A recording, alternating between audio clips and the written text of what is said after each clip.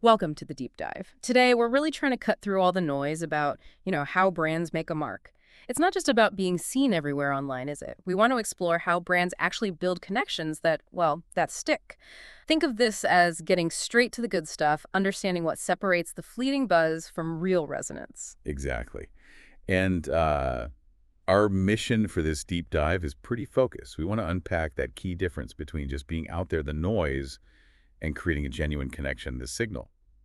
We're drawing heavily on an article I co-authored with Ryan Morrison. He's truly a transformative force when it comes to building brands, building movements even. His insights really frame this whole discussion. Right. And Ryan's perspective isn't just academic. He's the CEO of Maximize Media, so he's actively working with brands on this stuff daily. What I found really useful in the article was how his experience helped shape this framework around signal, coherence, and this idea of experiential architecture. Absolutely. And just to give you a sense of where he's coming from, his background is pretty diverse. He's not only leading Maximize Media, but he's also a serial entrepreneur, a Clifton Strengths coach, and he hosts the Real Talk with Ryan podcast. So all that experience really feeds into the article's approach, helping brands move past just being visible towards building real belief, loyalty even. Okay, so let's dive into that first big idea from the article, the whole noise versus signal distinction. It feels like so many brands just chase visibility, right? But the article argues that's maybe not the best path. That's spot on. It's a really common misconception the article tackles head on, this idea that just being seen equals being understood or valued.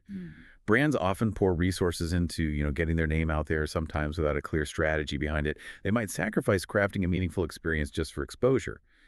But the article stresses that real movements, the kind that build those deep connections, they're built on signal, not just noise. Signal. Okay, so what does that actually mean according to the article?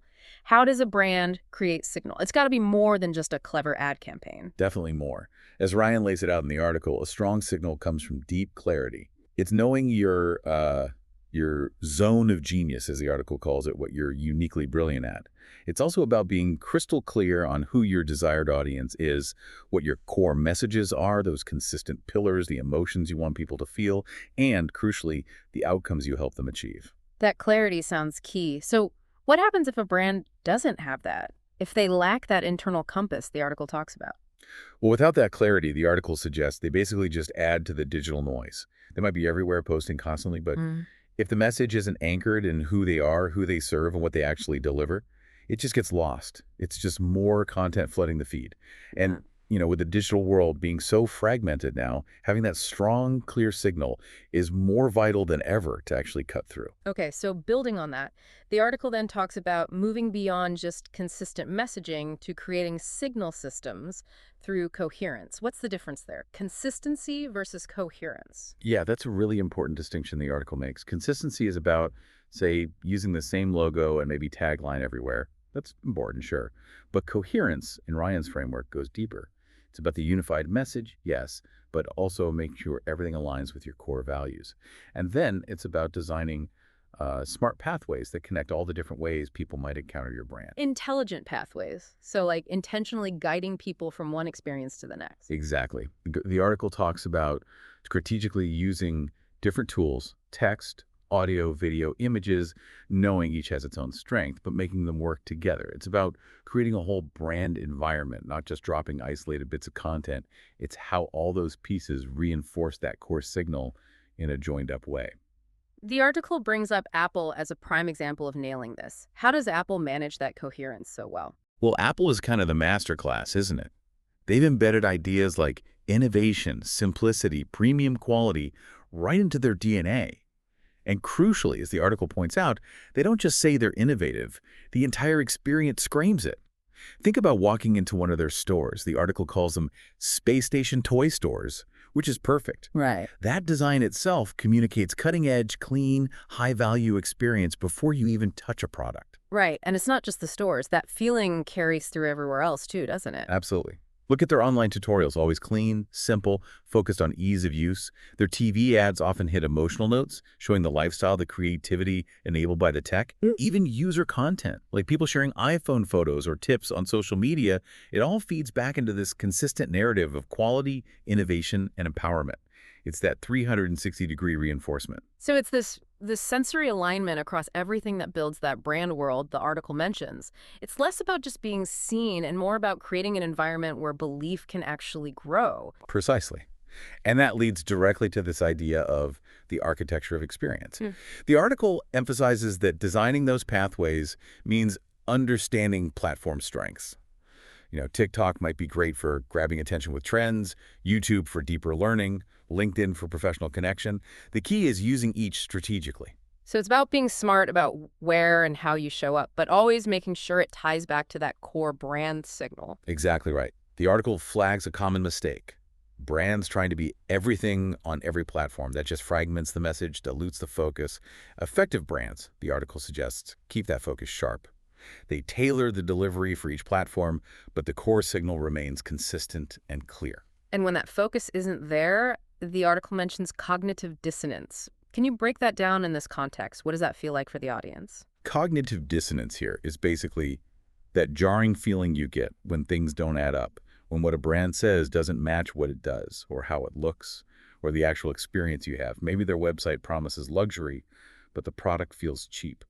Or they talk about community, but their customer service is robotic. That disconnect creates unease, maybe even distrust. And even if they get tons of exposure, that dissonance just kills any chance of real belief forming. It prevents that deeper connection. It really feels like everything circles back to having a solid foundation. The article really hammers home the importance of core value alignment for achieving that coherence. It's absolutely fundamental, according to the article. For that signal to resonate authentically, there needs to be real consistency between the brand's internal values, what it truly believes, and what the audience actually experiences externally. When those things are in sync, the connection feels natural, feels trustworthy, because the brand walks the talk. And the article suggests we measure this alignment differently, maybe looking beyond just likes or reach. Yeah, that's key. Likes and shares tell you about visibility, maybe momentary engagement. But the article argues that the real measure of coherence comes from direct feedback, actually asking people, what's your experience like? Is it consistent? Does it match what we say we stand for?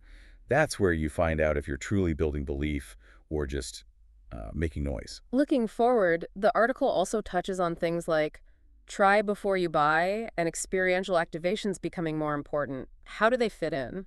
These hands-on experiences, think pop-up shops, interactive demos, maybe even virtual reality experiences, are powerful ways to build belief, especially for newer brands. The article implies that letting someone experience the brand's promise firsthand in a way that aligns with the signal can be much more convincing than just seeing an ad. It makes it tangible. So it's not physical versus digital, but physical and digital working together. Exactly. The article sees them as complementary.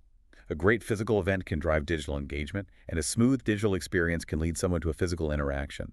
It's about ensuring coherence across that whole journey. Okay, so for listeners who might be feeling their own brand or maybe just their understanding of brands is a bit fragmented, where does the article suggest starting? The first step, based on Ryan's insights in the article, is really getting back to basics. Nail down those fundamentals we talked about. Core values, target audience, core message pillars, channel strategy, key outcomes. Get absolute clarity there first. That clarity becomes your guide, your North Star for everything else. And it's not about changing everything at once, right? The article seems to favor a more gradual approach. Definitely. The article advocates for testing and iteration. Maybe use small focus groups, run some A/B tests on messaging or visuals. Actually talk to your audience. Gather that feedback, see how your signal is landing, and make adjustments. It's about refining iteratively, based on real-world input, rather than making big, risky changes that could cause even more fragmentation. Constant listening, constant refining. So at the end of the day, in this crazy busy attention economy we're in, the goal isn't just to be the loudest. No, not at all.